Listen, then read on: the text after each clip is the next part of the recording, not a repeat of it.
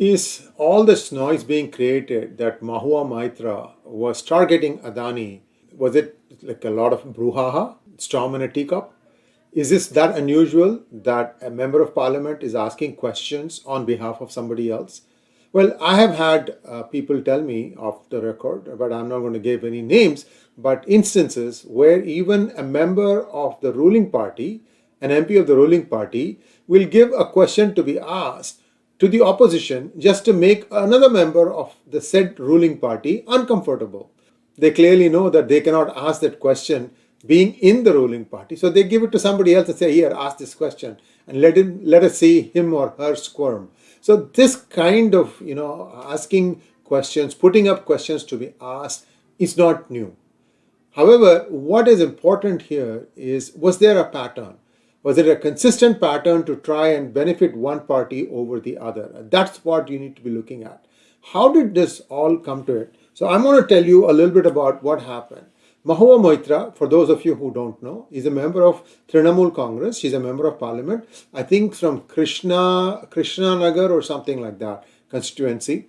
And she's pretty vocal. She's articulate. She has worked in, I think, finance. And she came back from abroad and she has been a member of parliament, very visible, and takes pot shots at the BJP quite a bit. I mean, but then that is her party dharma, right? She's in the opposition. That is their kartavya to put the ruling party on the mat. Now, that part I have no problem with. Now, here is where things get interesting. Mahua Moitra, a puppy, an MP, a puppy, and a boyfriend. Why I'm saying this is a personal life. It should be nothing to do with what happened. But the whole story hinges around this. Looks like these two got estranged, but they could never agree over what happens to a puppy that they both shared. And there have been complaints by Mahua Moitra allegedly at 𝗤𝙧𝙤𝙪, the boy, the guy. And he's a Supreme Court lawyer. He's got, excellent credentials. He's a UPenn graduate, Wharton graduate. He's done LLM from there, practices criminal law in High Court and the Supreme Court. So from a professional point of view, it's all separate. What really seems to have, escalated to this level is that both were sparring over a pet dog. Looks like he must have taken the dog with him because there is story of Mahua Moitra having filed numerous amounts of complaints. So did this escalate to a point now where it is alleged that